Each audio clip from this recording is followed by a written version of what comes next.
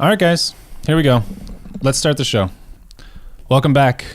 Are we acknowledging you guys? Welcome back to the Goodyear podcast. It's good to be here. I'm glad you feel that way. I don't, but I feel like I was compelled to be here, and I live up to my obligations. I'm a man of honor. I'm glad this is the first time you've lived up to that obligation. What would you do instead right now, Zach? Probably anything else, really. That's an obvious answer. Well, as you know, my friends here in the studio / our house, Sean McCarthy, Zach Novak, that we are doing the year 1339. How do you feel about that year? Feel good? Feel bad? Zach sounds like he feels bad about that year. I feel fine. I feel fine about that year. Oh, yeah? All right. Sean, how do you feel about that year? I feel unhealthy today. Yeah. And I'm going to get through it, but that's okay. This is a good year, though. You're a trooper. I'm glad. You feel unhealthy? Yeah. What's wrong? Well, I was using a lot of stain today, and it's kind of went to my head. So you feel high? Or just sick? I felt a little sick. Oh, that's too bad. Stay in the house all day. Yeah. Yeah, that'll do it to you, too. It's really cold out. Yeah. I don't want to go outside. Mm-hmm.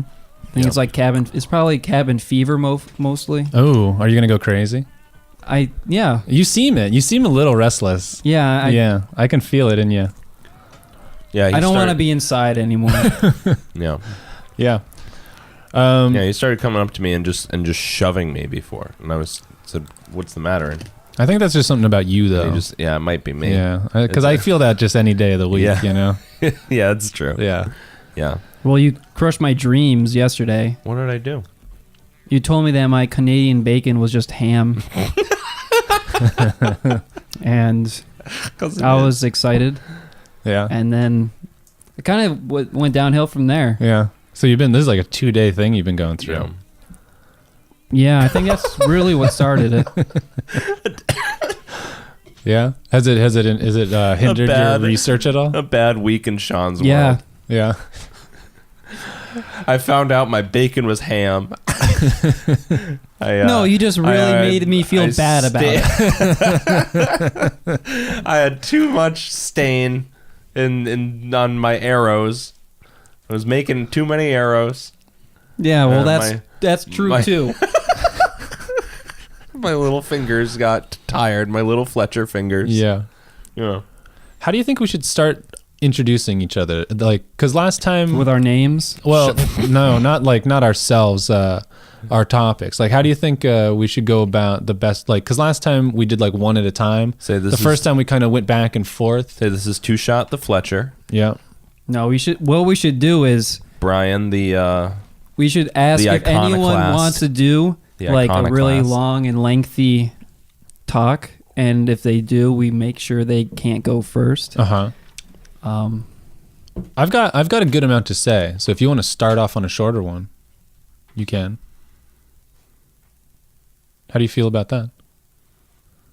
That silence to that. met with dead air. Zach, I want to. Sean, Zach. I don't want to Sean, go first. You really. don't want to go first. No. I don't want to go first. You don't want to go first. Then I'm going to start us off. All right, guys. 1339. This is our year. That's the year. So What have you brought for us? I forget. I've forgotten how to get into my iPad. Is what I've forgotten how to do. Oh, great. Here we go. All right. So my story begins in China again, where we left us off. Oh, great. But it moves quickly out of China. Oh. 1331, there are reports of a massive disease outbreak that erupted throughout the Yuan Empire in China. And it possibly brought, it was such a widespread disease that it might have brought in, a quicker end to the Mongol Empire. It was like the tail end of the Mongol Empire. Mongols kind of went through China in like the 11 to 1200s. And so we're like on the tail end of that. Are we talking the bubonic plague? Is that what we're talking about? That's what No, we're Ooh, Sean guessed it right off the bat. Oh shit! It started in China. So it starts.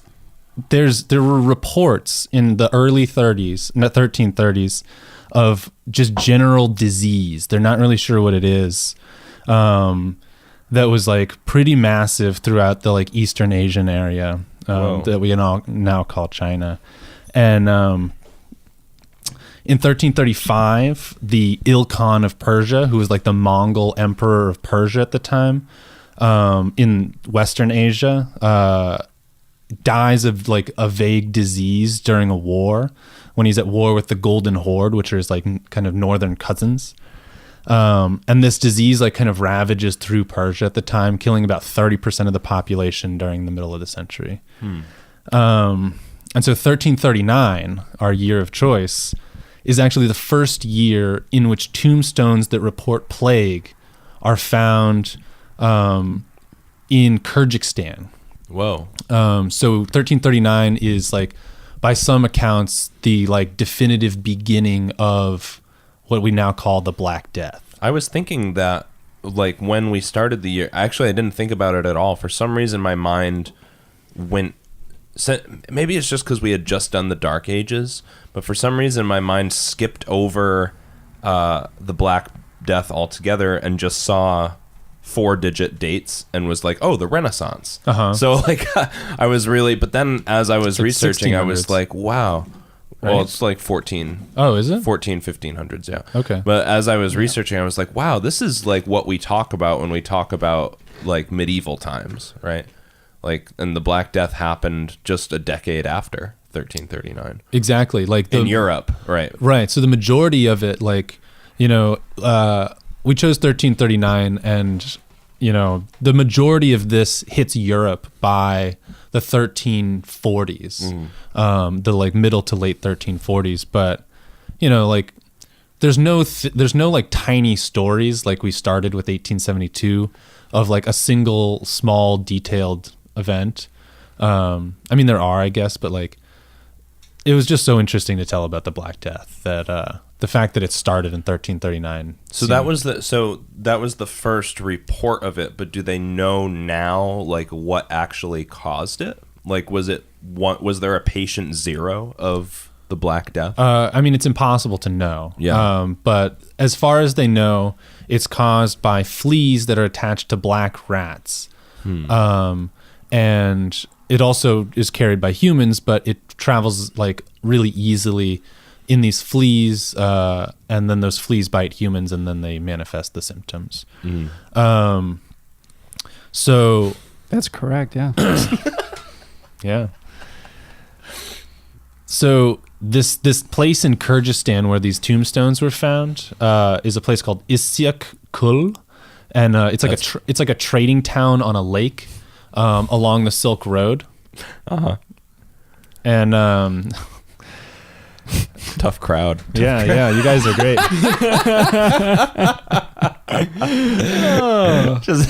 Come on. No, Brian, we're sorry. We're just cranky today. I know, I can tell. Sean was having a really tough time, filling his order, and I'm just kind of pissed at him in general. I don't know. No, you're an asshole for making fun of my Canadian bacon. I didn't make fun of it. I merely told you it was ham. It was basically No, ham. I showed up. I'm like, dude, check this out. I got Canadian bacon. You're like, oh, that's just a ham, dude. And I was like, and that was the beginning of, and I think the big takeaway here, folks, is that, like, you don't even know what problems are, because in 1339 the Black Death is a brewing. I thought you were going to say you don't even know what problems are because Sean has ham. Because Sean has ham when he thought he had bacon. They didn't even have any of that in fucking Kyrgyzstan. In what's the town again? I want to hear you say it again. So it's called Issyk Kul. I think that's probably an accurate pronunciation. Yeah, because this is a history show. Yeah. Well, we've thoroughly researched. We are. This is a mildly researched history show. Hey guys, sounds like you know how to say it. I do just want to point out something real quick. oh good, thank God this works. What the fuck is that? You'll say that we can, even though the Black Death is bad news, we can count ourselves lucky because it spared Poland, baby. Look at that. Oh, everyone else is fucked. Oh, there she is. Just went right around her. Yeah, I'm curious why. Supposedly, like the high Alps, of course, got avoided, and like the mountains between France and Spain. Milan too. Strangely, It's probably made by a Polish person. There's actually a Some Polish guy's like, oh, I'll show you. We never forgot that Black Death. It's Marek's ancestors. Yeah. The ancient Kravchiks in Krakow just like, fuck, they're just putting rats on the ship. Fuck them. Okay, so Krakow didn't get the Black Death, but the top of Finland got it. The very top. All the way up, right there. Woo! And there's a hard That's line bullshit. driven along. I'm calling bullshit on this Wikipedia GIF here. Yeah, maybe it's like a pro like ultra nationalist like Polish Wikipedia article. That's just like, yeah, we didn't have that problem. We were just kicking ass in the Middle Ages. And then like and the thing about Milan though is interesting because like Where's Milan? Milan is in northern Italy.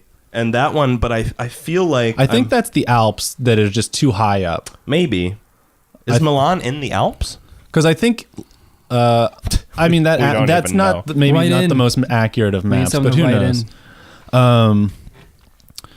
So it travels along the Silk Road from Eastern Asia to Western Asia. 1344, the Mongols, the Golden Horde, decides to attack the Crimean port city of Kaffa, and there's a 3-year siege. In which Kaffa is owned by Genoa at the time, right? Exactly. So Yeah. it's a Genoan port, and the Golden Horde decides to reclaim it because I guess they had it at one point. And during this 3-year siege, the Mongol Empire is drawing soldiers from all over their empire. God, the word empire and emperor I keep just saying wrong in this show. Fix it. You are. Yeah, I'm gonna. that's Even true. last time I said it too. But so they're bringing troops from all over the empire, and that's bringing supplies with rats and people who are already infected, and so the Mongol troops are dying of plague during the siege. Wow. And so to fuck with the coffins, however you would call them, they're taking the corpses and putting them on catapults and hurling them into the city. Oh, yeah, I heard shit. about that before. They're exploding in the center of the city and just throwing body goop everywhere. And anyone in the radius gets infected. I mean, essentially, like, you breathe this stuff in and you're pretty much guaranteed to get infected. It's super contagious. Yeah. So is this how it got introduced to Europeans? So this is like a pivotal moment in which we are pretty sure that like it goes from Kaffa to it spreads into Italy because the Genoan traders essentially flee the city as refugees after the fact, or like are able to get out during the siege, and that brings it to like Sicily and then into like Italy, like northern Italy. I just love the idea of on the Silk Road there's a bunch of rats that have plague and they're just like in these little silk robes and they're going on the road and they're like, oh, look at us, we got the plague, and people are like, oh, look at all this silk. They unwrap These silk cute little rats. and there's just these rats rolling around in it and you're like, oh, this is so good, we'll just trade it, it's So like fine. Shredder from or Splinter from Teenage Mutant Ninja Turtles, but Yeah. like in beautiful Gaitian robes. Yeah, they show up to Italy and they're like, yeah, we got this nice silk, but there's rats in it. And then they're like, oh, that's so nice. It's fine. We'll still show Just get rid of the rats. That's Yeah, like yeah, we'll just beautiful. go away. Yeah. Yeah, and the rats just scurry off into the streets. Well, I feel like Milan is an interesting example. For some, when I was looking at that map, I didn't know Poland was spared the Black Plague. It didn't give them too many advantages. But for some reason, Milan stands out in my head as an example of a city that actually like did something very progressive to like prevent the disease. I'm gonna look that up quickly now because I remember. We'll wait for you. It's okay. Yeah. I'm gonna keep going while you do that. Well, I didn't say stop. No, I'm So just- I'm wondering if Poland actually didn't get affected by the Black Death. That means that they just didn't trade with fucking anyone. Yeah. it's possible. Yeah. Yeah, exactly. Yeah. There's also like Poland is pretty Jewish at this time too. Is that possible? I have no idea. But I'm not sure either. yeah, I guess But they just didn't want silk or anything good. a lot of Jewish communities were really isolated and therefore like were saved from the extent that the Black Death had on other communities. yeah, for a little bit, and then the Christians were like, "Oh, look at those guys! They're Exactly. fine." So they all killed them. They killed them all. Yeah. There's some horrific incidences in Germany. Yeah, they really went whooping them. So I did find something.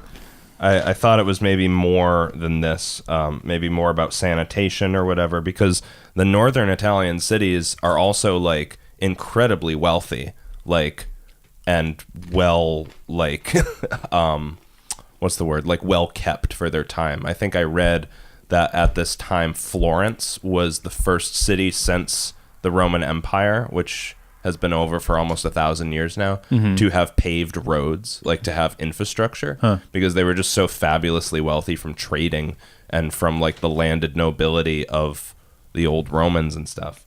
But this one just says that the leader of Milan, Lucino Visconti, ordered that all gates be guarded and anyone entering the city be checked for symptoms of the disease. Nevertheless, 3 families in the city contracted the plague, but Visconti simply had them essentially quarantined in their homes. So he's just like... So Milan had very little effect to the plague, you're saying? Yeah. On the other hand, there was a general Italian plague like 100 years later where 50,000 Milanese people died. But the Black Death, I guess they had a guy who like maybe knew it was coming, or maybe he had traveled more and it was like, oh no, like people with that have this. So check everybody who walks into the city. Yeah, I wonder how they figured it out and Yeah. like, got their shit together so fast. Yeah. But we know, for the most part, we know a lot more about the plague hitting Europe. But it hit everywhere. Yeah. But they just didn't report, or we just don't have their accounts in the same way that we do. Like it hit China, it hit Pakistan, or like Persia, I guess you call it at the time. It hit India. I mean, by 1346, reports of the plague reached Europe. And quote, India was depopulated. Tartary, Mesopotamia, Syria, Armenia were all covered in dead bodies. Like Wow. the whole world is dying at this point. I have some accounts of the experience of it, and this I was reading a book from like the 1850s about the plague. And so in many cases, black spots broke out all over the body, either single or united and confluent, which means they were all together. These symptoms were not all found in every case. In many, one alone was sufficient to cause death, while some patients recovered contrary to expectation, though afflicted with all. God, I don't know what I'm saying. Many patients became stupefied and fell into a deep sleep, losing also their speech from paralysis of their tongue. The mouth and tongue were black and as if stuffed with blood. No beverage would quell their burning thirst, so that their suffering continued without alleviated until terminated by death. Many in their despair accepted with their own hands. Whoa. So you've got these people who are just like Killing themselves. so like there's 2 types of plague they find out. Yeah. And there's bubonic plague and pneumonic plague. And bubonic plague is like boils on your skin, typically around your groin and on your tongue and in your mouth. Your mouth would turn black, and it made it so that you like couldn't eat and drink, and you would die within 3 days. Wow. And clearly it sounds so awful that like imagine just like, and it would affect like whole families. It's funny to hear you use the word patient in that quote, because it's like the craziest part about this is that there's like no medicine Yeah. like at this point. Barely. No, there's There's- medicine. There's Yeah, but, physicians, like- but they don't really know much. They don't know anything. They're like, put a leech on it. Oh, that didn't work. Well, kill yourself. Yeah. Like, Yeah. I don't know what you're talking about. yeah, what do you know about medieval medicine? So- that's what my topic is. Oh, is it? Is it really, actually? Yeah, it So- is. Oh, wow, what a good little tie-in there. According Yeah. to this, we can maybe I'll tell this, then you Sean's- can go into yours, and then we can jump back and forth so that I don't just keep rambling forever. Sean's going to educate us on some Um, fucking stuff. Can't wait. But let me tell you this You'll see. before you go. Medical knowledge had stagnated in the Middle Ages, and the most authoritative case on the Black Death was a medical facility in Paris that was like affiliated with the king that just said it blamed it on a conjunction, which is like an alignment of 3 planets in 1345, that causes a great pestilence in the air. So bad air just was like the whole accepted theory of just Bad like- air. Yeah, just bad air. What's the this is probably a myth, but it's stuck in my head for years, is the story of the guy who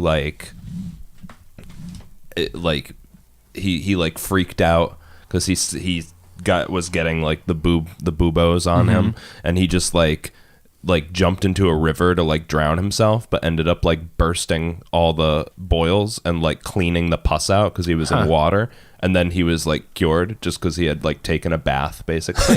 like it was just like, oh, maybe if we all just cleaned ourselves, That's all it took. that's all it took. I mean, I don't know. It could just be like some extreme, like mutated, like in my mind of the buboes, and I know nothing, seem like just extreme versions of like bed sores, like get out of control. You Yeah, know? I mean they do seem like they're just black pussy like boils. Yeah. But the problem is that they were just like it was like vampiric, I think. Well, It from was- what I understand, it was just severe inflammation.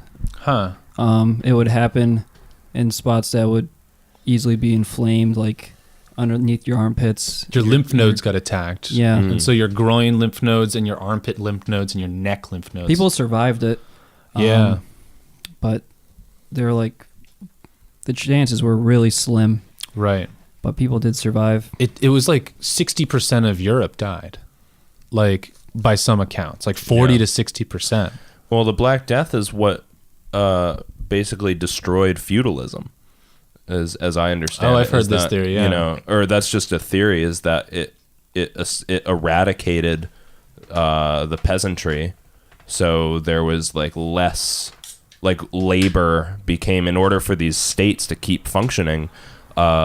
Labor became less. What's the word? Dispensable or expendable? Yeah. Because it was like you had a village with 500 people and now there were like 40 of them, and it was like, well, fuck, we have to like either shrink our estate or actually like start bringing labor in from other places, and the only way to do that is to pay people to come or to like move or to give them some other incentive. So it totally shook up the like serfdom order that had existed since the Dark Ages. Yeah, I mean, just imagine the makeup of your town, half of it disappearing. And the thing that I didn't realize about the Black Plague before I started reading about it is that it went through your town in like 3 months.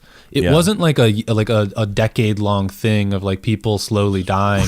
like You a died wave, within yeah. either 3 or 5 days, and you either didn't die or you died. Mm-hmm. And within 3 months, everyone in the city had been affected or survived, and then it was just gone. And people just thought it was hell. Yeah. People thought the apocalypse was coming. Yeah. Because these people were just black and dying, and you just go take your family members and throw them in a pit, and then they cover you up the bodies up with dirt, and then layer another layer of bodies on top of them like lasagna.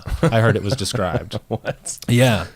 Like, it was so toxic to be around these people that people were like throwing their own children into the streets when they would get infected. Wow. And so there was just like sick people everywhere, just abandoned. Like, kinships were meaningless. It makes me think of those like Peter Bruegel the Elder paintings. Exactly, of yeah. like the Book of Revelations. The, There's the victory of death or whatever that one's called. Yeah. All the like skeleton army like sweeping through the town. But what's interesting about that is like you were speaking to like the temporariness of like the thing, like it moves in like a wave, and you see in that painting the army of death actually marching off to another horizon. Yeah. As this town is like going into madness. And he was probably, I don't know if he lived in that time, but I mean, No, he's about 200 years later. He's but like still, 1550s. that's like recent history. Yeah. Like if that was, if that had happened in our colonial period, we would still be talking about that. Yeah. So it's in the popular imagination for sure. Yeah. Fear played a big role in spreading it as well, because it would come to town and people would freak out. Yeah. And you're just like, fuck this. I'm getting out of this it's here. city. Yeah. But you're already infected. And so you'd like go from, Venice to Florence, and suddenly now you're in Florence infecting everyone. Yeah, exactly. And like it just spread like within like 8 years, it had gone from Kaffa, like essentially swooped down like across the Mediterranean, and it then went from like the Caspian Sea and kind of migrated its way across like Greece, but it also went by ship to Italy and then just merged up through like all of France and Germany, and then swept back across like Scandinavia. Yeah. And within 10 years it had just like ravaged half the population. That's nuts. Yeah. That would not go over well nowadays. The governments had no idea what to do, and so people were freaking out. Yeah. Like the government had no idea, the church had no answer other Right. than the fucking stars. There'd be Like- so many fucking Instagram and Facebook like notifications. Like It check would in that you're suck. safe. Yeah, it would Check be the in that worst. you don't have the plague. Yeah. I mean, how would we deal with like illness on this scale in the modern era? I mean, I think Go it's on still Facebook, and die. talk about it, take yeah. pictures of it. People and would be send them. like taking selfies of their fucking black mouths. I mean, it's literally The Walking Dead, though. Yeah. Like, they don't know No, what to it is. do, and everyone's just on their own. Yeah. Well, I think The Walking Dead draws a lot on that fear. I mean, it's burned into our consciousness. It's this idea of like that could happen again, and what the fuck would we do? I mean, we have huge agencies devoted to containing illness. We have the CDC, which is really interesting. Like we've actually built it into our infrastructure to like figure that shit out.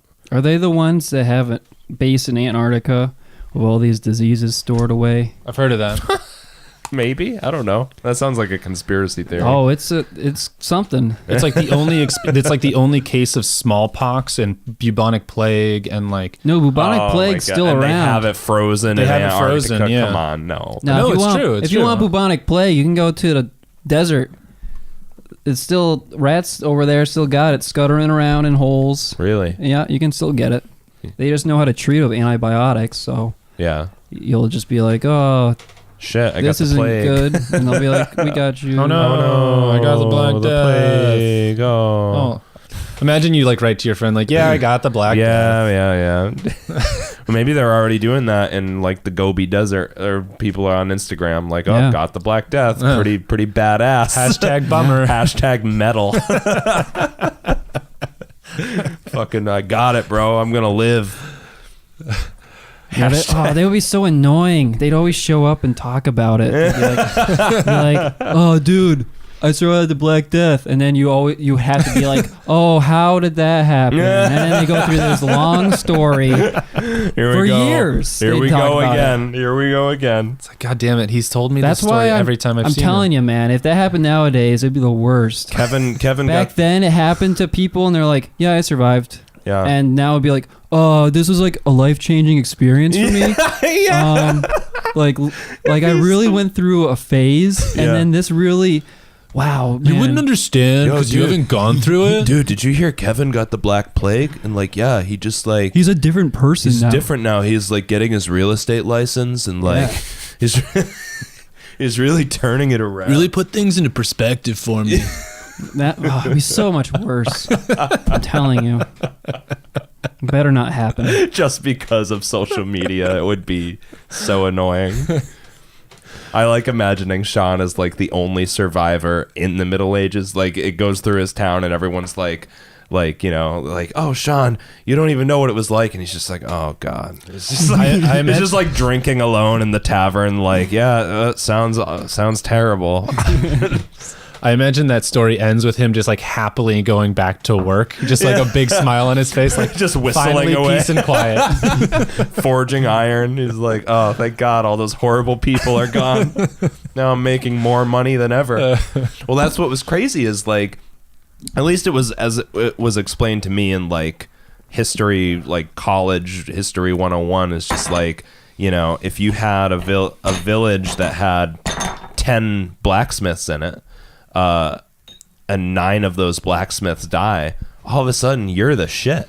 You might not even be a good blacksmith. You might be a shitty blacksmith like Sean. And all of a sudden you're just like, you're king blacksmith, and all of a sudden the king needs his horses shoed or whatever, and you're the guy. And he's like, will you do it? And you're like, I don't know. Will you give me some of that gold you got? He's just like, I'm the king. I will murder you in your fucking waking But he life. can't, because there's no other blacksmith. That's guarded knowledge. Yeah. Right? That's the thing, is there was no public education. It's not like there was a blacksmith textbook that existed for like anyone to go do it. It was like precious knowledge that was passed down through apprenticeships.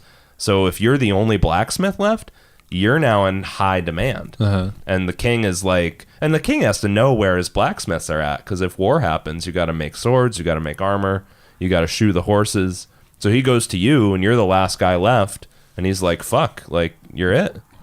Will you be the royal blacksmith? You just got fucking promoted. I love the idea of like the boy apprentice becomes the king's blacksmith because like his master died.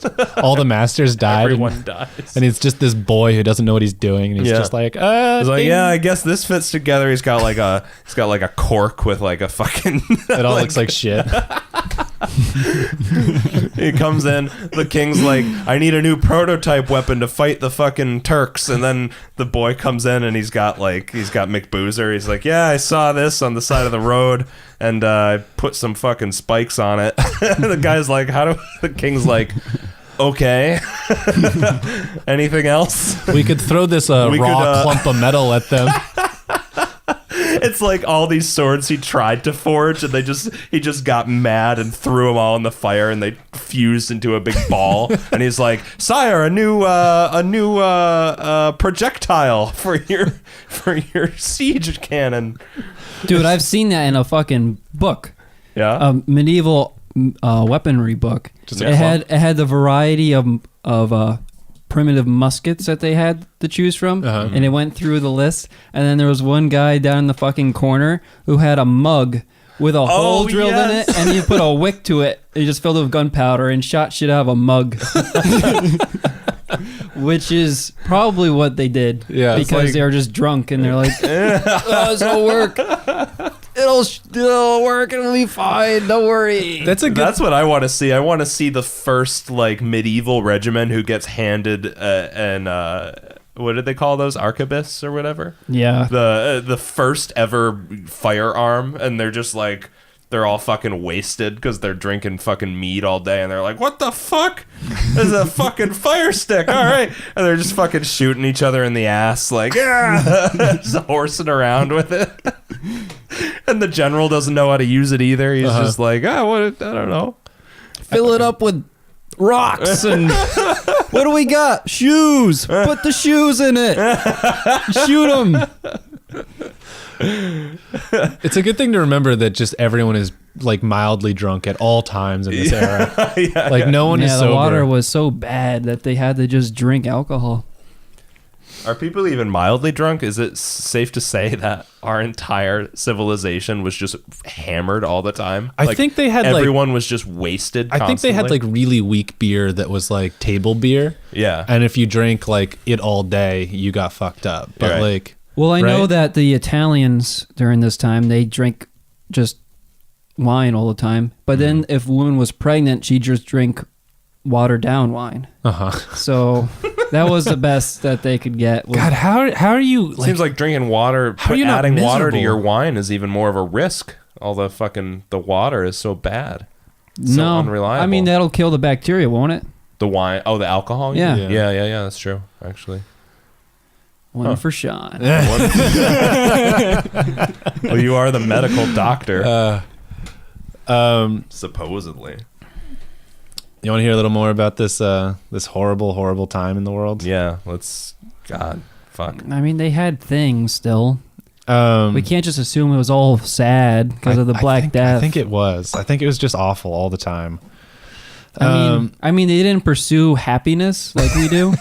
So their bar was way lower. Yeah. So they probably had a good time considering what they were expecting. You're right. They didn't know how miserable they were. They weren't like, oh, I got to get a job so I can be happy. They're like, oh man, I don't have a new car. like I need apples and I need nutrients. And then when they get it, they're like, Oh, all right. They're also drunk all the time, so they're probably all right. they're not like, I really want this job because I'll be happy for like a long period of time because I'm planning my life like by the decade. And they're like, oh, apples would be great. Yeah, my 3-year plan is to like apprentice with the blacksmith shop, and then I really like making stuff with my hands, and then again just inserting like Instagram culture into the Middle Ages. Yeah, like I figure if I can just shoe a couple horses, like maybe that'll be good. But like really, I just want to paint. And like and I just want to find a woman who loves me, and by the time you're done talking, you're fucking dead because you're 15 years old and that's how long you live, and like and you haven't had time That's bullshit. to do anything. Okay, you're 20. All right, we're and like, you're oh, dead. they had a bad life, but they probably didn't even care. They're probably like, oh, I'm just gonna fuck as many women as I can, and when I get the death, I'm dead, and that's it. And they were like, it might have been a very like freeing life. Like wouldn't you? I'd kind of be curious to go back. Well, that's the thing is like, so I'm not going to jump into my topic, but I'm just going to say briefly that my topic was more about like geopolitics and like these nations and rebellions and this idea of nationhood that is among these people. And it's like, how did you inspire the masses to do anything back then? Because everything had to just be like so like in the here and now. Like it seems impossible that a person who's like, oh, I could die any day, I'm like barely subsisting off of like limited nutrients, and like my bones keep breaking and all my fucking children are dead, and I'm malnourished, and like life is suffering, and the only thing I can hope for in my entire existence is that maybe I'll go to heaven. Like maybe I'll just die and like everything will be better when I'm dead. How do you inspire that person to go to war for something, for an idea? That's why religion is so powerful at the time, because they're like, I know life is awful now. Right. But if I do something for God, then I go to heaven. Yeah. Yeah. Well, that's what's you know how interesting. you can imagine happiness and a good life that you don't currently have? Yeah. You might get it if you're good in this one. Yeah. Yeah. No, Well, that's they what's did- interesting yeah. about the Crusaders is that they went on this mission for God, and started out as like a peasant army that was just like, oh yeah, we're gonna go die, and then we're gonna go to heaven, and that'll be awesome because like fuck living in medieval Denmark. But then they got to Jerusalem and saw fucking like women with like wearing nothing but like gold and silk and like all these bathhouses and shit and like all this just riches everywhere, and they were like, oh fuck, this ain't too bad. I could stay here. I could live here. They saw beautiful women for the first time. Exactly. They saw sexy Middle Eastern women, and they were like, oh shit, we got to take this place. All these English peasant boys were just like, oh my God, a beautiful woman. Can you imagine though? Really, like, the towing the line of like, like Oriental exoticism, but like seriously, you come from a place like the fucking toothless. That's a modern concept, though. They were probably totally fine with that notion. Like the toothless old hag, and then you go to fucking these like incredibly wealthy ancient cities with like societies that are stable enough to have like fucking, there's like fucking whore houses and shit, and you're just like, what? People just have fun here? People, there's gold. Their here? world was What the probably fuck? also like they had just gotten Wrong. wrecked by the Mongols.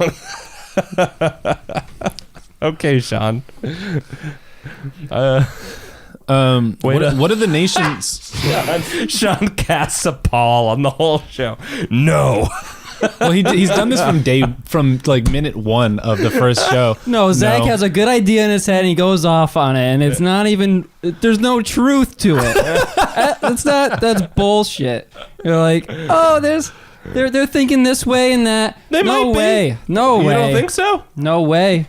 I don't believe. See, maybe I just don't have enough faith in like the purity of people's like proclamations. Like all these like people go over and they're like, yeah, we're fighting for Christ. It's like, no, there's got to be ulterior motives. There's got to be egotistical motives. That's why all these knights that went over like became fucking kings. Like when they would take cities, and they're just like, you know, they're nothing in Europe, and then they become fucking some great knight over in Palestine, and then they get all these riches and get everything they ever wanted. Did people like rise Through out violence. of peasanthood and poverty through the Crusades? Yeah, definitely. Fucking war heroes and shit. If you say yeah, I'll believe you because I have no idea. Debatable. Sean says no. I mean, debatable. That's this whole show, though. We don't know Yeah. what we're talking about. What are the nations that you're talking about in this like geopoliticking kind of? Which nation? Just generally, what nations are you looking at? I spent a lot of time looking at the Empire of Bulgaria, Oh, great. which I thought you would find really funny. The Empire. The Bulgarian Empire. It was real. It was No. a big ass empire. I yeah, don't buy it. the Bulgarians, man. Tell me about it. Well, you know, there's Yeah, let's see another map that was made by a modern Bulgarian person in his room by himself. Like, I'll show them. Yeah, he This just is our learned Flash empire. animation. no, check it out. Not even. There were a couple Bulgarian empires. No. No. Good for them. No, he says. Yeah, it I said, basically. oh, okay, I'm sorry. Oh, well, I'm so used to you saying no, I just assumed. Well, I'm so used to you being wrong, so. 2 for Sean. Come on, keep talking. Yeah, you can't just show a map. You off can't your just lap. look at the map the whole time for yourself. He's a map lapper, man. God, he just puts them on his lap and he just looks at them, Yeah. and then we have to Can you look give at me it. 7 seconds No. to Then fucking we have to- introduce my topic? No. So, I'll give you shit during those 7 seconds, and that'll buy you some time. I'm doing you a favor by giving you no, shit. You're a piece of dirt. No, so basically, I mean, what can you say about the Bulgarian Empire? Nothing favorable. I don't know. Yeah. You got to tell us. It was an empire of rats. Yeah. They were the rats that spread the plague. Beady-eyed little rat men. There's just 2 king and queen rats that are wrapped in silk, and they're like, hello. And they're like, oh, the king and queen have arrived. Yeah, the king and queen of the Bulgarians. Everyone puts their on their head and dance around. And they all get the fucking boobos. Fucking coming in on Thanks, like a Bulgaria. on like a fucking like the thing. What would they carry? Like women of the court. I know what you're talking Yeah, about. yeah, coming in on that, and it's just a little rat in Yeah. a crown. And they're like, "Oh, that's the Bulgarian princess." I like the idea that the translation was wrong and that it was really Bulgarians with covered in fleas that spread the plague. Yeah, these rat people came over. What does Bulgarian mean? Like, what language is that from? Does that mean like rat land or something? Rat.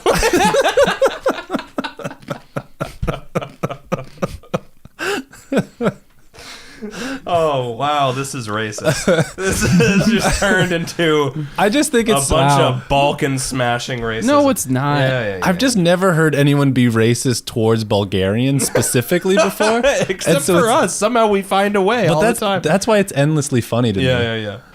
Well, it's funny to imagine that like kind of like Eastern Bloc racism of like, oh, those Ukrainians, Yeah. you know, those Bulgarians, they're rat people. But like, no, so actually, from what I understand of it, that's why is like, I was looking at all these places that are like, you know, they don't fall into our traditional narrative of like great states, you know, like when I feel like Western history is kind of defined by like England, France, and like the Habsburgs and like, you know, the Pope, you know, But in Eastern Europe, and maybe because Eastern Europe was kind of like not on the radar through all of the Dark Ages as much because it was part of the Orthodox East, and it wasn't really like part of the whole like papacy's game to like reconstitute the Roman Empire in the West. So they were just kind of like letting them do their own thing. And the Orthodox Church was based in Constantinople and was controlled by the Byzantines. So the Bulgarians, I'm not too sure what they are ethnically. They're just like... They're Slavs, right? Yeah, I think they're Slavic. Well, you know, I guess we'll just assume they're rat people then. Yeah, I mean, you might as well. If we're not sure, Yeah. we have to just We just have to go... and make an educated guess. Go with our gut, yeah. But that's not really what's important to the story. What's important is that, like, I was so struck by... Like, I was looking up all this stuff, and I find, like, these places like Bulgaria, Macedonia, Romania, and you're like, oh, those are just random countries. Back in the day, they were big-ass countries and were really politically important. I mean, the Bulgarians had an empire. Literally, it was called the Empire of Bulgaria, and it stretched from the old Turkish capital at Edirne. Where's that? It's like... It's a... Where in modern-day it's Turkey? In Thrace. So on Help the me out other still. side... So Constantinople is on the... is like the point the between peninsula Greece and over Turkey. the Bosporus, and then that big kind of thing that juts out like on the other side is called Thrace. It's You like, got it? Yeah.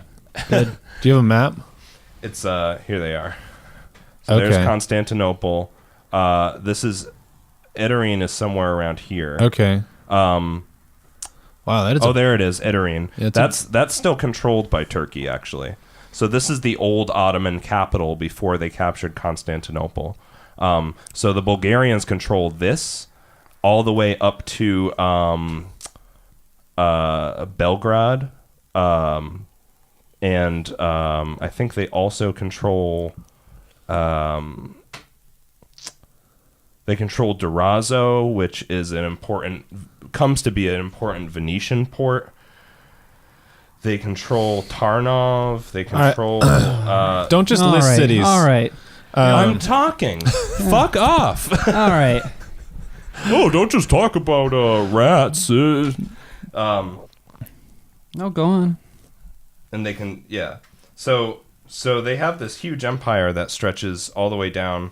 And then also the Romanians are another random people that were part of this huge country that was reestablished by crusaders, and it was called Romania because they wanted to make it the new Roman Empire.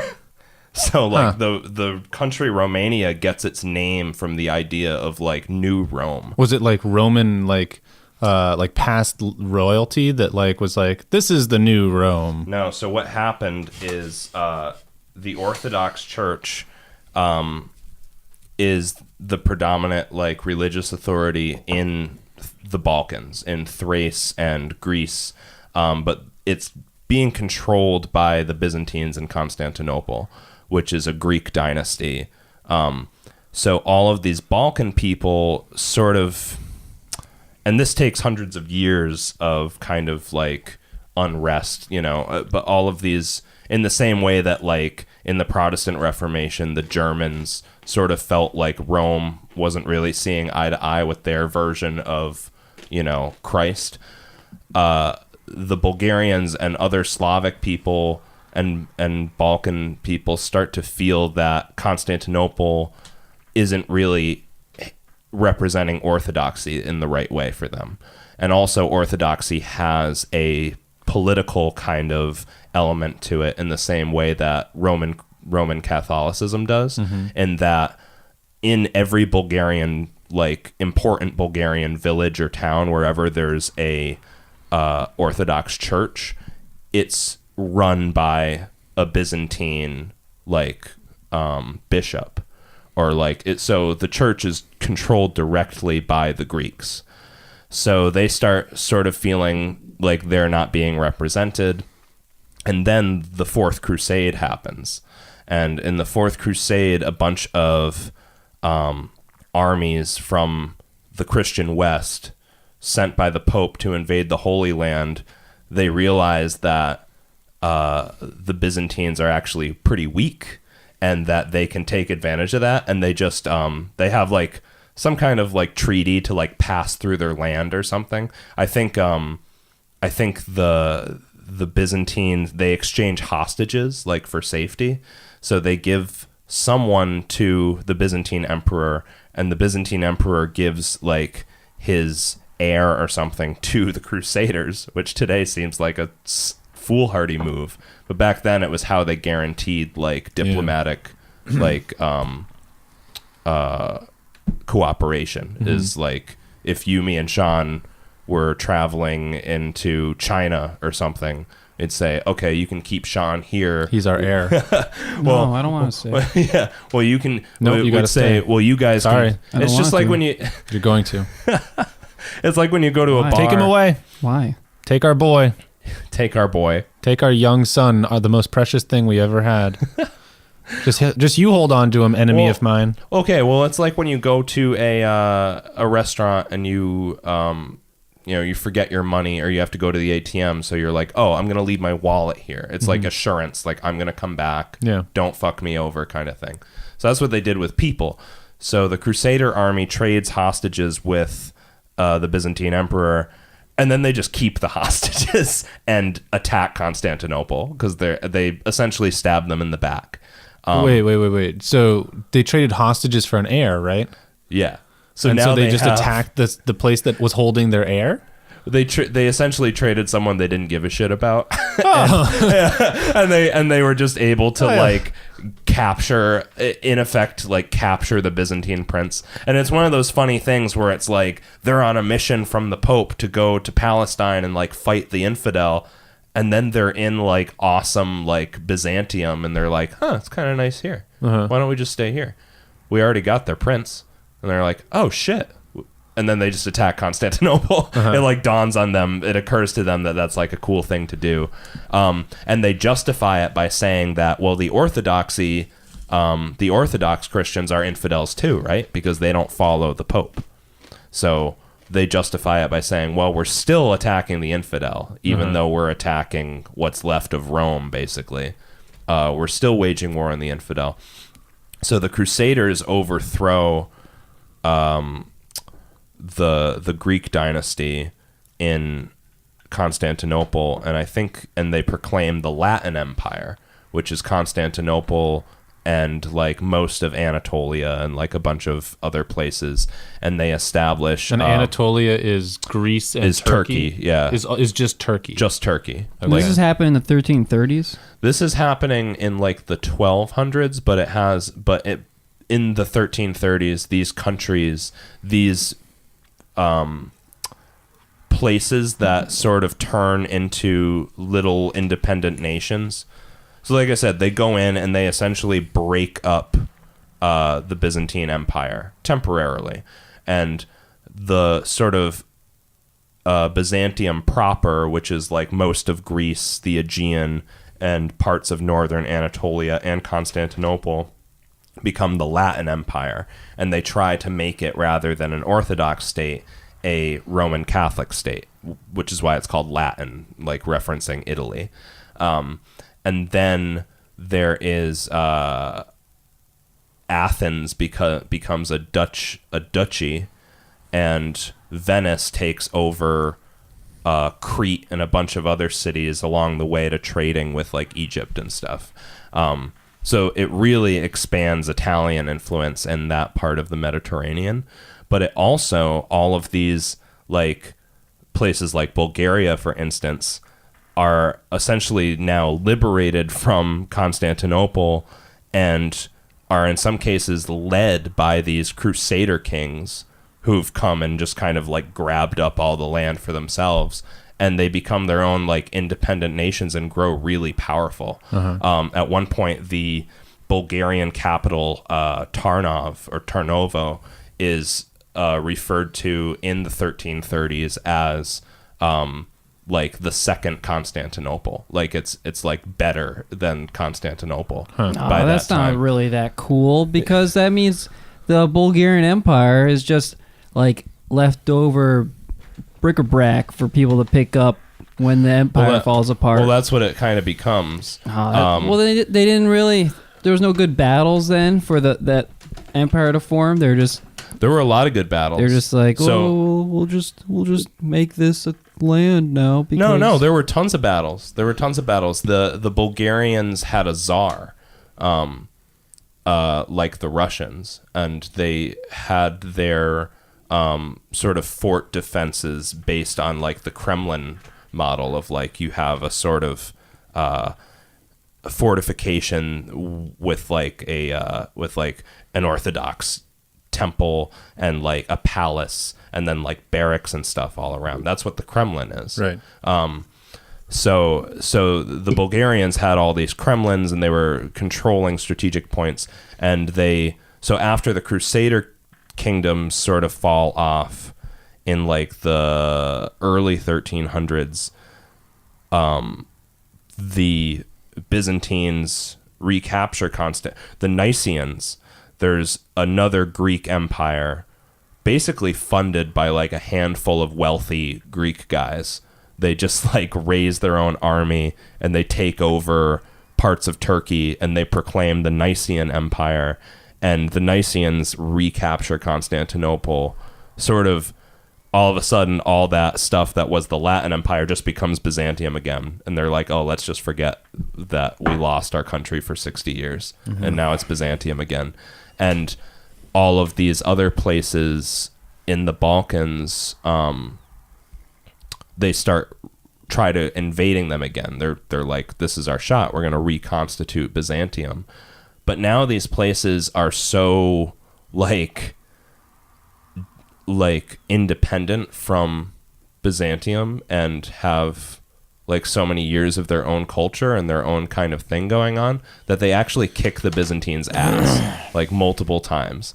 And it's actually kind of alarming, like how often the Bulgarians defeat the Byzantines.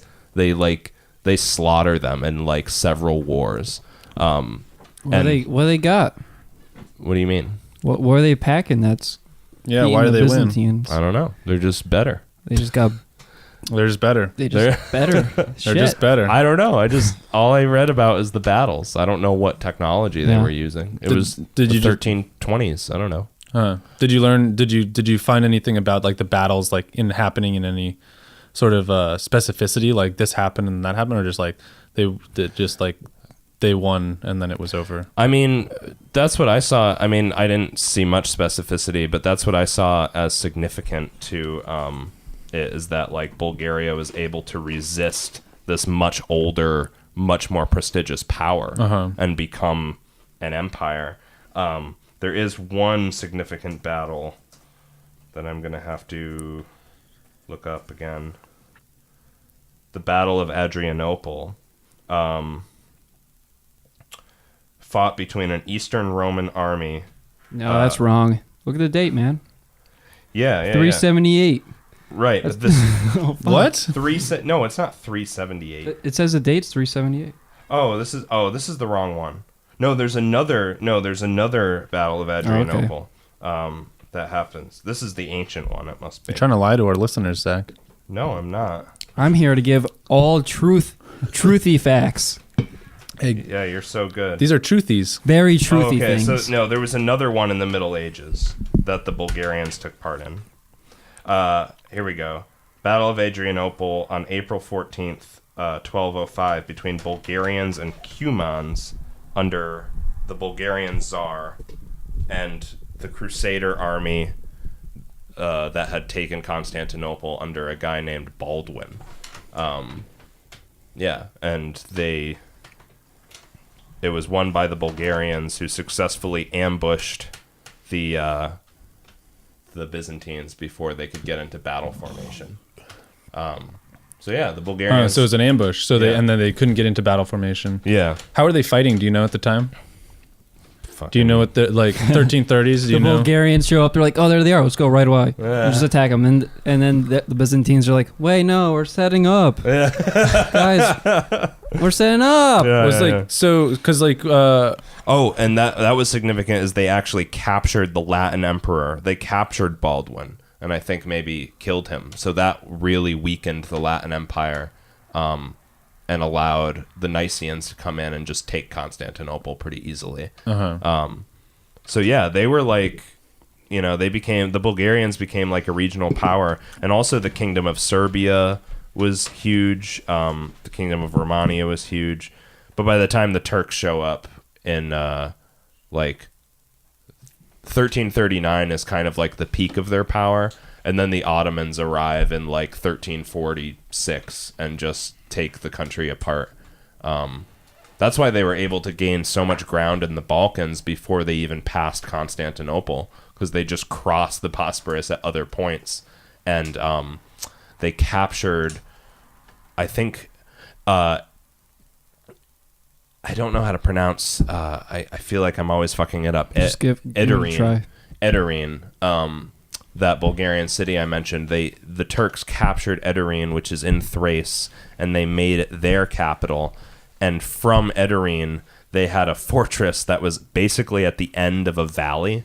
Like, imagine a fortress up in like Greenfield, and at the peak of like the Pioneer Valley, and that valley went right down like into all the important territories in Bulgaria. So they were able to just command like an invasion just right down this little highway into Bulgaria, and I think they took the whole empire in like like a couple years, because they were just like in such a good position. Good for them. After they took that port. Everyone's got to have their time, Yeah. And Bulgaria had it in 1339. Yeah. Good. And then and now they are fucking Bulgarians. Yeah. And that's it. Sean, what do you got? I got I have some medical information Yeah. from the time. Here we go. Let me begin. Please do. I wrote it down. Can't wait to be as rude to you as you are to everyone else. Please. Well, Good start. Thank you. well, here's the thing. Yep. In this time, they're still using this like medical like idea that came from this guy Galen and Hippocrates, Hippocratic Oath guy. and the idea was that like the human body is affected by the four main elements, which is wind, fucking air, fire, Yeah. snow, whatever, Water, Yeah, fire, all those, earth, yeah, those things. wind, right? Hurricane, it's important. Okay. It affects the individual, and that translates into four bodily humors, which is the phlegm, the yellow bile, the black bile, and the blood. Those are the most important That's what they things. knew. That's what they knew. Yeah, they're like, this is important. they have medicine. Yeah, you argued that they have He medicine. argued I'm getting there. against me. And No, he's it's like, true. yeah, they had medicine. They knew what phlegm was. and black bile. No, I'll show you. And white and bile. and poop. I'll prove you wrong. And they knew what your All right, elbow so here's the was. thing. You got the four humors, and everyone's got to balance them because that's how you're healthy. Uh-huh. So It's if you not. got too much blood, you got to get the leeches on you. Yep. Fine. Classic problem. Got Too much blood. Fine. Got to fix Yeah. it. I'm always thinking that I have too much And, blood. Yeah. All the other things, it's like your doctor would usually prescribe you like whatever based off your urine. They'd be like, oh, let me see your urine. And you're like, my head hurts. Let's see the urine. And then they look and they're like, ooh, that's a little dark. Yeah. We better figure that one out. So they'd have like little, they'd Well, bring that's like they'd have an almanac. The doctors had an almanac, and before they could like perform surgeries, they had to like know how like the moon moves in the fucking sky. They'd be like, "Oh, I know how to do surgeries now because I figured that out on the moon." So that was key. That feels like pretty much how medicine still works today. Just like, Yeah, they'd show take up- a look at your pee. Yeah. Like, You'd be like doctor, sick. I think I have cancer. You want to Yeah, pee in yeah, this yeah. for me? Let me spin it around Yeah. first. Yeah. Well, I mean, a lot of times they make you drink your own piss just because that would help you. And, and that's fine. I mean, if you Just gotta do what you because gotta do. they can. I love the idea that doctors were literally all charlatans, and they're just Yeah. like, pee in this, and they're like, ooh, good. Yeah. Well, they had Now drink it. they had almanacs and then like little pictures, and they were like, oh, the pee looks like this. That means it's like that, and They're then like they gotta compare. They're like betting each other. They're like, Yeah. I bet you 5 pieces that I can get this guy to eat his shit. Yeah. And they're like, But who, it was you. You mentioned that the stars Yeah, are so important, and that was true. I mean, from what I read, this was like a medical facility that stated that. yeah, that was legit. They had to like, they had to show up, and they're like, whole tone with this story has been defensive. He's been on the attack. He's just like, listen, Zach, fix your mic. He's just like, you fix my mic. I don't know how this works. You do. It keeps flopping when it goes like that. oh, all right. Well, Don't you ever yell at me again on this. Let me You're continue. doing it wrong. I'm educating everyone here, so let me continue. So here's the thing: It should be. you got the stars, dickheads. you got the stars, and that's very important. You got the humors. Your you got doctor the shows blood. up. You got a house call. You're like, Doc, I got cancer, and he's like, let me check these stars real quick. And then you'd be like, what limb hurts? Oh, everything. Sorry, Well, it's daytime. I can't tell you what Yeah. what your condition They'd is. be like, well, sir, you have to tell us what limb hurts. No, it's everything. Well, the limb depends on the stars, so why don't you pick one? And they'd be like, oh, my right arm. And they're like, all right, well, you get to drink your own piss. Yeah. There you go. Well, Taurus is out of alignment right now, so So Yeah, that sounds was like a really great medical system, Sean. yeah, it's pretty good. You're sure showing me. Yeah, I mean, from what I've read, it's Checking all my it was pretty assumptions. legit. Yeah. Because I was like, I was like, what should I talk about? And I just took a shower and I was like, oh, my skin's so dry, I'm itchy, and like, oh, I wonder what people back in 1339 did for their skin. And I don't know, but and I looked up then other you things. drank your own piss and your skin got better. Well, who knows? I It, mean, it looks beautiful. well, here's now. the thing. to say? Here's the thing, Zachary. For curing migraines, it's quoted by someone I don't know on the internet from the 13 or 1400s, and their medical ideas didn't change at all. So it's all relevant to this specific time period. But for migraines, it's take half a dish of barley, 1 handful each of betony, vervain, and other herbs that are good for the head. And when they are well boiled together, take them up and wrap them in a cloth and lay them on the sick head, and it shall be whole. I proved.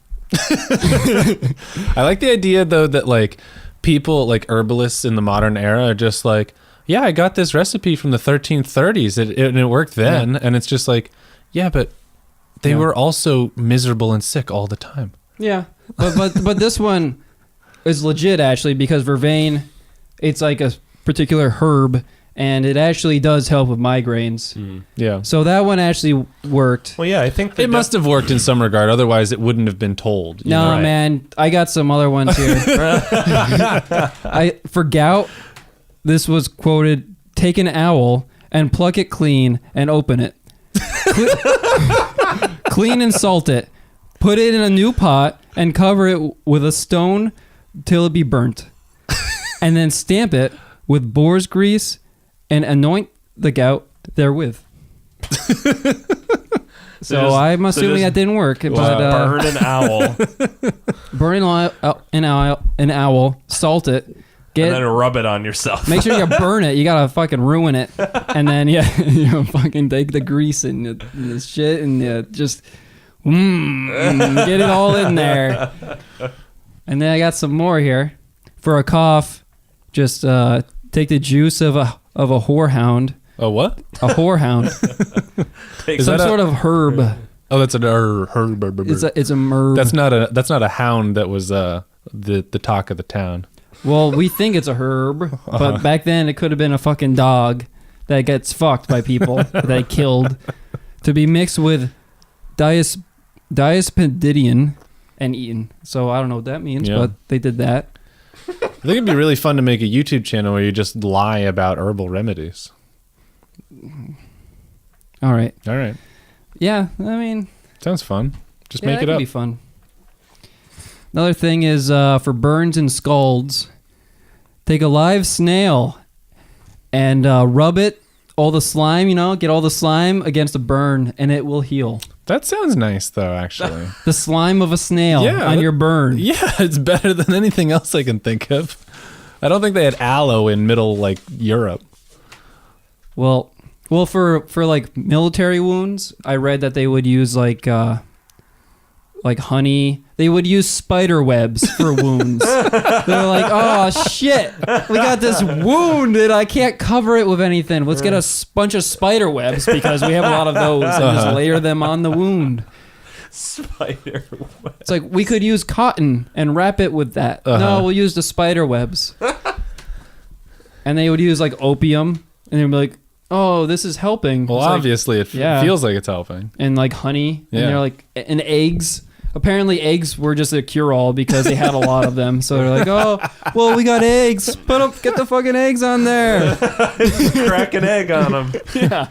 When your only tool is an egg, everything looks like because for for braces, casts, if they broke their bone, they'd make it out of egg whites and I don't know, whatever, spit and random shit. And they're just if it hardens, it works. Because they're just trying to keep the bone from moving. Yeah. Just mix a bunch of. Another good one is your dad's dying. He's on his deathbed, and someone just runs in and cracks an egg on his head, and he springs up, and they're just and then he just dies, and they're like, "That was worth a shot." It's well, we got a dozen eggs still, so it's fine. Oh, we almost got him that time. Oh man! If only we had done 2 eggs. Yeah. Maybe try 2 next time someone dies. Just see what happens. Yeah. Another one here is for him that has quinsy, which is a throat infection, apparently. Take a fat cat. Fat cat. Can I use this one? No, too flay skinny. It well. Clean and draw out the guts. Take the grease of a hedgehog. So this must be in England. Take the grease of a hedgehog. So we're ready with the cat. So now move on to the hedgehog. Take its grease. Grease? What do they mean? Render the hedgehog into grease? I guess. Sounds like fucking squishing hedgehogs for grease. In a vice. They're obsessed with grease. They're like, oh, we get the grease of this animal and we rub it on us. It'll make us better. They try to with everything, I'm sure. Because they're always talking about the grease of a hedgehog. Take the grease of a hedgehog and the fat of a bear and resins of fenugreek. So that's fake. I don't know what that is. And sage and gum of honeysuckle and virgin wax. I don't know I guess pure wax. Yeah. All of this crumbled small and stuff the cat within as you would a goose. Because we're stuffing this shit in a goose. Stuffing this shit in the cat. Roast it all and gather the grease and anoint him with it. So you're so here's the thing. You got these guys are just making exotic greases. You're like, oh, we gotta squeeze all these greases out of these things, and then we'll make one good grease, and then we'll use that to rub on your fucking body. One medicinal grease. And this is for a throat infection. So it's like, why would they? They're putting it on you for your throat and anoint him with it. So what does that mean? It's like give a good prayer and just sprinkle it on him. That's such a waste of everything else that was used for this process. They could have just made him some tea if his throat hurt, right? They could have just, it's like, here, drink some hot water. People went to Mecca and claimed that the prayer was keeping them well, but still 30% of them died. Yeah, right. Yeah. Well, this thing, I mean, there was definitely skeptics because there's a quote of Pope Clement, and he's like, oh, this shit's not real. Oh, I know about Pope Clement. Yeah. Yeah, he was a guy. Yeah. And yeah, this shit was going on, man. Hey, I know that name. We have pharmacies now. Back then, they just had herbs, and they're like, "Oh, I'm just gonna rub this on me," and it's not working. So if they had specific ailments, their pharmacy was an apothecary who would like pre-make these like stupid concoctions that would take 2 weeks for everyone else. So they can just go to them, and that's their pharmacy. And they're like, well, you have already rendered the hedgehog. yeah, it's like, well, you guys already got all those nice greases made, so I'm just gonna buy that because it'll take me 2 weeks to make all this grease. And by that time, you're dead. Maybe it was all the work that went into making this shit that killed you. And if you just didn't have to make it yourself and went to apothecary, you would actually come out okay. Well, what's interesting is like, you know, there is some sort of like, I understand the appeal of even now this style of like home remedy medicine of just like, oh, put butter on a burn or something, because it's like, it's not totally invalid to like just use what was around you. You know what I mean? Like it's pretty indicative of like, you know, these were amazing people with curious minds. They just didn't have fucking microbiology, you know, like they couldn't design antibiotics. They were just like, I don't know, go into the woods and boil some shit and then drink it. Like, that might work. Over 1,000 years through trial and error, we've figured out what kind of works. Yeah, exactly. Even like alchemy, like primitive like chemistry in some way like has truth to it. Like this idea that like materials like turn into other materials, like that's like radioactive decay.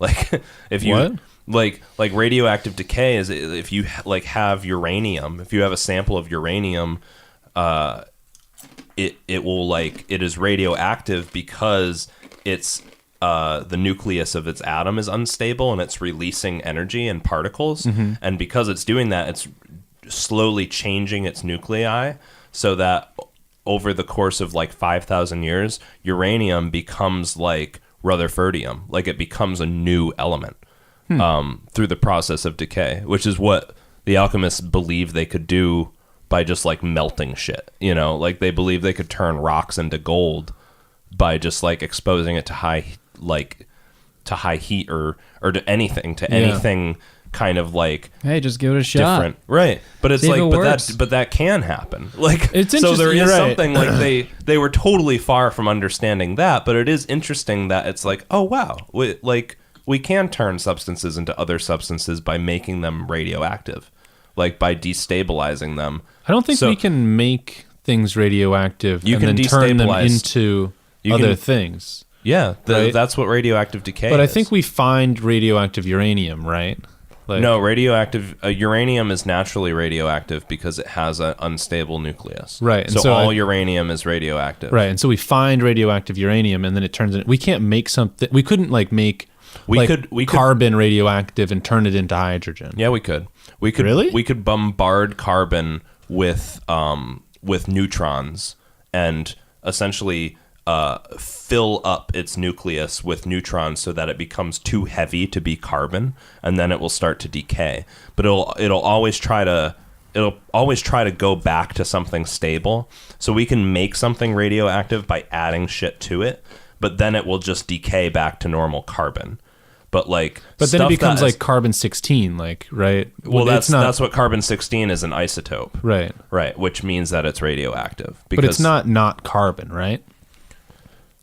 It's not stable carbon. But it doesn't become gold, right? Nah. No. Yeah. Okay. So it's not alchemy, it's a different thing. No, that I mean, if you take magnesium and you put in enough shit, it's going to start like fizzing and bubbling and reacting. So that's a chemical reaction. Right. And it can be harmful to your health if the fumes can harm you. So I guess that's... But that's different than turning one element into another. Yeah. Yeah. I mean, that's what happens with natural radiant energy. You can turn... Yeah, I mean, there's reactions and a reaction... I don't fucking know. I'm not a chemist. I don't even want to talk about this. Yeah. I want to talk about arrow wounds. Yeah? All right. Yeah. How did they solve arrow wounds? Well, they would just take this like clamp and they just stretch out your flesh so they can pull out the arrowhead. Oof. But then what they do is they literally cauterize the entire inside of the wound so it wouldn't bleed. Oh shit. So it would like, So they'd stick like a They're hot rod in where the arrow was? yeah, they're cooking you. Oof. So they're just cooking you shut. Uh-huh. Oh my god. Zach was describing kings or people who would flash. What's the process when you dip a hot sword into water to like solidify it again? It's quenching. Quench. Quench. They would quench swords in bodies. What? Yeah. The Salahadin. Oh, what the Yeah. fuck? Salahadin's army used to quench their swords in the bodies of prisoners they had taken. That's not a good idea. From a blacksmithing perspective. I think it was more of like a fear thing, a symbolic thing. Just Yeah. like you plunge hot metal into a man and then you pull it out and it's like a fucking scimitar and it's like rah, you know. And Maybe. it's just like I don't know. It could also be just That's one a cool of those story. Never one of heard those that. cool stories. I know in 1339, it was the first time the Swiss used the cross as their symbol. Like, you know, the fucking hospital Yeah. cross. Mm-hmm. That's the first time. Do you want me to tell you about more awful things about the plague while we're on medical? So, I guess. I mean, we can if you want, Sean. You're in charge. Yeah. You're not. but, He's always wanted to be in charge. yeah. Yeah. That's the thing. Well, That's why you're throwing a tantrum the whole episode. yeah. I think we're all just little crybabies. It's really a sad podcast. What's a tantrum to you, Zach? Why are you asking me that? Cousin Ruckus? This is getting heavy. This is getting hot and heavy. Oh no, Zach's tapping out. Oh, Zach's He's got done. beat. That's 3 for Sean. 3 for Sean. So I was telling you that there's 2 different types of plague, bubonic and pneumonic. Buboes. Well, one's like you cough and you get it, and the other one's like I'm scratching and I got the fleas Yeah. in my skin. So the cough one is the one that you died within 5 days of. I'm Sean. I'm a doctor. And I'm an apothecary. God, you guys are the best. I basically know what everything was like in the 1300s because I make dumb old stuff all the time. What are you talking about? McBoozer. Yeah, you can have that if you want. So you're talking about Pope Clement. Pope Clement's personal physician is the hero of the Black Plague. Oh, yeah? Yep. He was a French physician. His name's Guy de Chevalac, and Sounds like a coward. Guy de Chevalac, and he was a personal physician of Pope Clement. He was in Avignon when the Black Plague showed up, and all the other physicians just ran off because they're like, "Fuck this!" Oh, wait. We actually have to solve real problems? I don't want to deal with All this. the grease in the world can't handle can't handle this plague. Get all the raccoons and all the rabbits, the slugs. We gotta make the grease. Hey, guys, all the slugs. Hey, some guy came in. Some guy came into Avignon Get the the grease other day. experts. He had black in his mouth. I put a couple slugs on him. Nothing really changed. What do you recommend, doctor? Well, we're all out of hedgehogs. Oh Well, what limb was his buboes on? And I'll Oh, check well, it the was on his stars. right hand. Oh, well, you're going to want owl shit. And you're going to want to boil that in with some goose grease. The first thing to do is And drink then- your own piss for any of this. This will help with Wait. any of your problems. Hold first. on. Let me stop you right there. Before you make any diagnosis, make him drink his own piss. Yeah. Like, you're flying blind Yeah, until, exactly. until you make him drink his own piss. It's like a security deposit. It's like, all That's right. their version of take your temperature. It's like, well, they drank their own piss. That's a good start. I mean, now we can move on and think about it. Now that we're not worried. Now that we're not too worried about it. Guy goes to the doctor. They're like, all right, well. Like, yeah. Oh, that's pretty. Hey, this is pretty good. This is Yeah, pretty. that's really light. That's Here, good. Here, have some of mine while you're at it. yeah, Actually, yeah. that's too light. You need to stop pissing so much.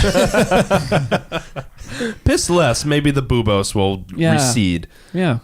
The guy dies. And 2 hours later. It's like, oh shit, we should have used the hedgehog grease. Yeah. Had a whole fucking vat of that at the apothecary. Well, I like the idea that there was doctors, and they weren't blamed ever for being bad. It was just like, well, I tried. Yeah, I mean, And I didn't They do, just didn't- do what I could. I did what I could, and it didn't help enough. so that's the crazy thing. And so like all these doctors just leave the city. This is the only guy he sticks around. And I guess he gets the plague. Like he claims that he had it and he was suffering from it, but he survived and just keeps treating people throughout it. I think I heard about this guy. But he's the guy who figures out that there's like, it was just like a giant unknown until this guy essentially like got his hands dirty and figured out, okay, there's 2 different types of illness that's going on. One is a boil based, one is a respiratory based. You know, even when there's like groups of people just saying like it's bad air that is the cause of it. There's Sure, the air didn't help. yeah, I mean, the air was pretty shitty back well, the then, thing too. is that like if you got breathed on by the person with the respiratory, you were essentially fucked. So everyone was just abandoning anyone they knew. Like you didn't want to bring the bodies to the pit because that essentially was a death sentence to you. But there are these amazing plague doctors, and the plague doctors are so cool looking. They're these cloaked figures with these big beaked masks on, and their I've beaked seen masks. images of those Yeah, guys. they're like full of herbs that would supposedly like keep them safe. filter the, They're so scary though. yeah. But so since nobody knew what was going on, like the church and the government was just like, we don't fucking know. Like panic essentially and fear struck the general population. And in that, like religious fervor and like fanaticism like kind of went out of hand at the time. And so lepers and people with like eczema or like psoriasis were all I would have got killed. like anyone with just like mildly bad skin was essentially just burned at the stake on the spot. They were singled out, and so groups like, and then other groups like friars and foreigners, beggars, Romani, and He points at Zach. Other groups You like Romani bastard. well, no, other groups like beggars and thieves and Bulgarians. yeah, and guess who else? The Jews. Yeah. Also completely singled out and blamed for the crisis. Yep. Jews got singled out particularly because people attribute them, they didn't really get affected nearly as badly as everyone else.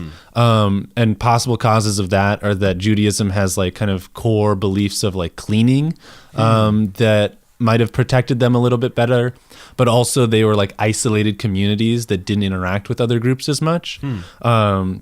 And so they were okay, and people are like more okay, and so the general population was just like, look at these fucking Jews, they're doing all right, and they just assumed that Jews had been poisoning the water supply. And so there's like some horrific experiences of Jews being like, I mean, so in Strasbourg, Germany, 900 Jews were burned at the stake on a single day. Wow. And then the rest of them were expelled from the city. That's Like, crazy. can you imagine 900 people being burned at the stake in a city? It must have been fucking A, smelly, and B, like just fire everywhere. Yeah. I mean, it must have been chaos. And then that's become like a kind of common trope of like Jews, like the poisoning of the well has become like an anti-Semitic trope through the centuries. Yeah. I've heard that one before. The Pope Clement tried to protect the Jewish communities he ordered a papal bull, which is like a Pope proclamation, saying that anyone who blamed the plague on the Jews had been seduced by the devil.